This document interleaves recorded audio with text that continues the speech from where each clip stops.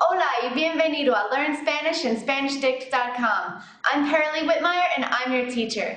Today you'll be learning the difference between the two to-be verbs, ser and estar, like soy alta, estoy cansada, y mucho más. ¡Vámonos!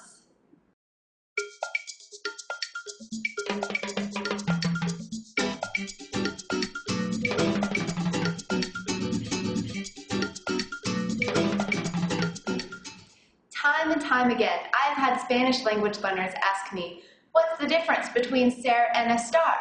It may seem a little complicated at first because both verbs mean to be in Spanish, while in English, we only have one way to say to be. To be. Now, a lot of native Spanish speakers will tell you that there aren't really any rules to know when to use ser or when to use estar, that it's more of something that you feel. Kind of like in English, how you know there's a difference between further and farther, or especially and especially. But can you write a rule down for when to use one or the other? It's harder than you think. This is where I come in. I've had pretty good success in teaching the differences between ser and estar using acronyms. For estar, we're going to use place, and for ser, we'll use doctor. In each of these acronyms, the individual letters stand for general rules on when to use the verb, so that if you're not sure which one to use, you can just run through the letters of the acronyms, and then you'll know when to use the verb, at least until you develop that feel for when to use one over the other. Okay, let's start with estar. I think it's a little bit easier. Have you memorized all of the conjugations of estar yet? We've used it in several lessons, so you should know it by now. I'll give you the English definition, and you tell me the Spanish conjugation. Listo? I am.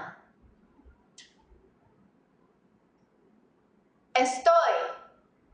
You are. Informal. Estás. You are. Formal. Or he or she is.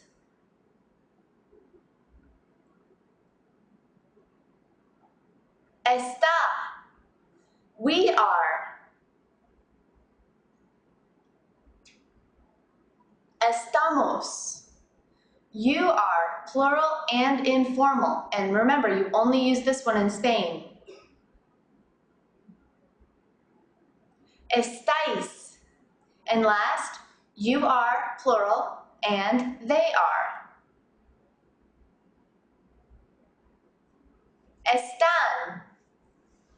Bien, you'll get used to conjugating with more and more practice, and then you won't even have to think about it. Estar is pretty much like a regular AR verb, right? Except it's a little irregular in the yo form, and it has those tildes, or the written accents over some of the A's to show you that it's pronounced a little bit differently. All right, now that we have that out of the way, let's talk about when to use estar. I like to use the acronym PLACE. In place, P stands for position, the L stands for location, A is action, C condition, and E emotion. Ahora, let's start with P, position, which refers to the position you're in, or simply the posture a person has. Por ejemplo, estoy sentado. I am sitting down. Estoy sentado. Estás acostada. You are lying down. Estás acostada. Siguiente, the L stands for location, where a person or a thing is located, and these locations can be real or imaginary. Puedes decir, el café está cerca de la librería. The cafe is near the bookstore. El café está cerca de la librería. Estoy en una oficina. Estoy en una oficina. Mi abuelo está en la luna. My grandfather is out of it. Or, my grandfather is on the moon. Mi abuelo está en la luna. Tercero, action. Any ongoing action, which is called the progressive tense. You'll learn about the present progressive in the next lesson, and it involves the verb estar and a gerund, which in English is an ing verb. In Spanish, you'll learn those endings in the next lesson. So, por ejemplo, estamos comiendo manzanas. We are eating apples. Estamos comiendo manzanas. Están leyendo periódicos. They are reading newspapers. Están leyendo periódicos.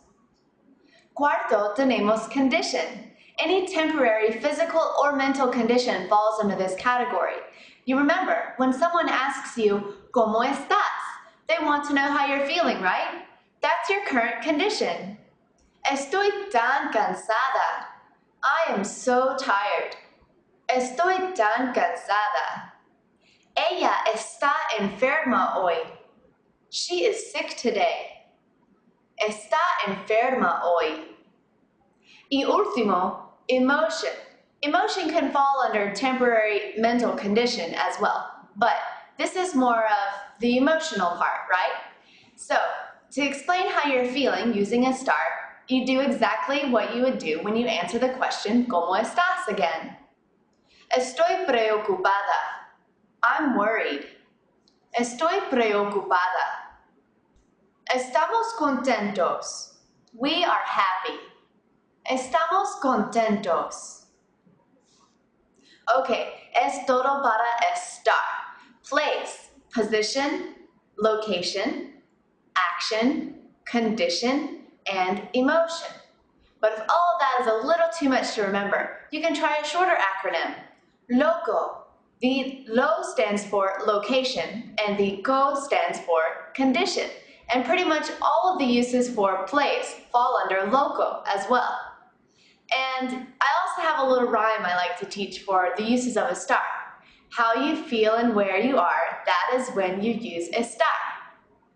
But if you don't want to bother with all of the acronyms and rhymes, then just remember that in general, now this is very general, estar is used to describe the temporary aspects of a noun. Ahora, vamos a aprender ser. Ser also means to be, remember? And it is a lot more irregular than estar in its conjugations. So, let's try and conjugate them together. I'll give you the English, you give me the Spanish, and we'll see if you're right. Listo? I am. Soy. You are. Informal. Eres. You are. Formal. Or he or she is.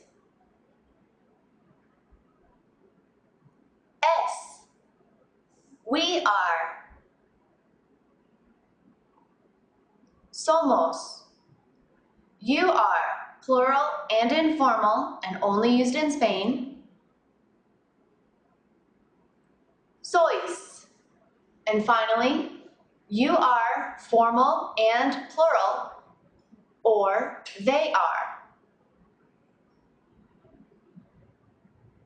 Son.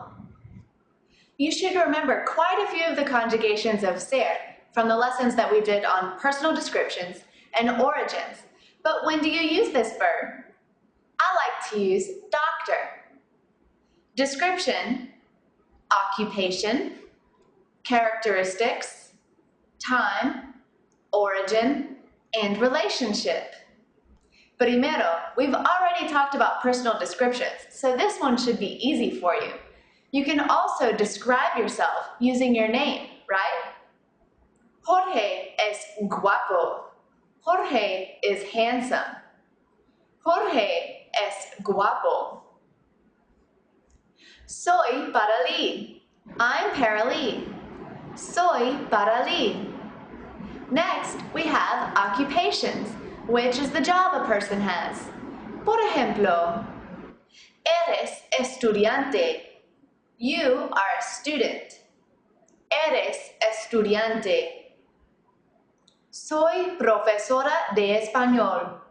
I am a Spanish teacher. Soy profesora de español.